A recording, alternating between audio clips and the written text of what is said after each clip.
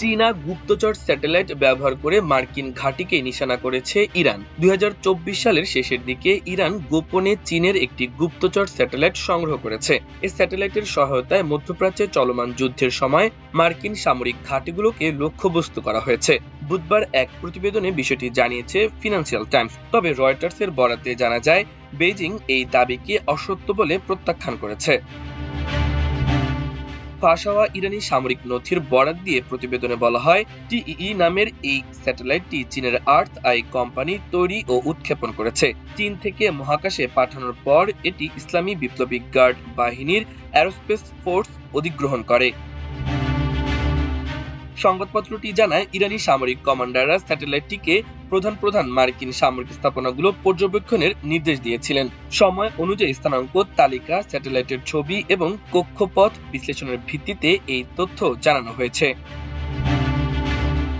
Financial Times বলছে, ওই স্থানগুলোয় drone ও missile হামলার আগে ও পরে মার্চে এই ছবিগুলো তোলা হয়েছিল। চুক্তির অংশ হিসেবে আইআরজিসি বেইজিং ভিত্তিক স্যাটেলাইট নিয়ন্ত্রণ এবং ডেটা পরিষেবা প্রদানকারী প্রতিষ্ঠান অ্যাম্পোস্যাটের বাণিজ্যিক গ্রাউন্ড স্টেশনগুলোয় প্রবেশের সুযোগ পায়। এশিয়া, লাতিন আমেরিকা ও অন্যান্য অঞ্চলে এই প্রতিষ্ঠানের নেটওয়ার্ক বিস্তৃত। তবে বুধবার চীনের পররাষ্ট্র মন্ত্রণালয় এই প্রতিবেদনটি অস্বীকার করে একে ভিত্তিহীন বলে অভিহিত করেছে। রয়টার্সকে দেওয়া এক বিবৃতিতে মন্ত্রণালয় জানায়, সম্প্রতি কিছু পক্ষ গুজব তৈরি করতে এবং সেগুলোর সঙ্গে চীনের নাম জড়িয়ে দিতে মরিয়া হয়ে উঠেছে।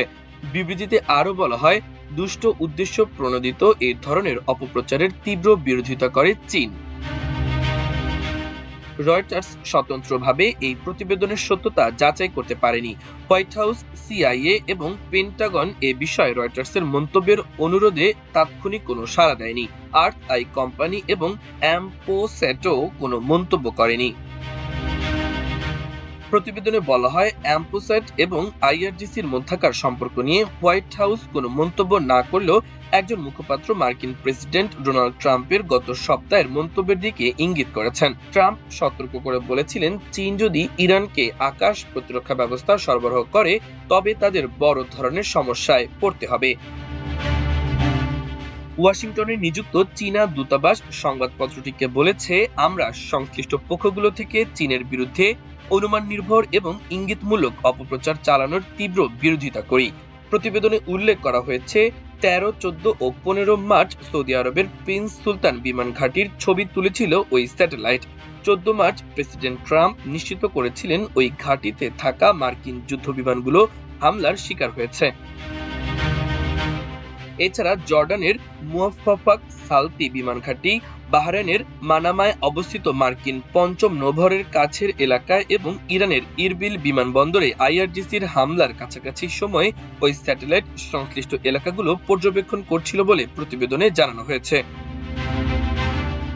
28 ফেব্রুয়ারি শুরু হওয়া যুক্তরাষ্ট্র ইসরায়েল যৌথ বোমা হামলার অভিযানের জবাবে ইরান পাল্টা ক্ষেপণাস্ত্র ও ড্রোন হামলা চালায়। 2 সপ্তাহের সংঘাতের পর যুদ্ধবিরতি ঘোষণা করা হলেও উত্তেজনা এখনো অব্যাহত রয়েছে। মাল্টিমিডিয়া ডেস্ক, আমার দেশ।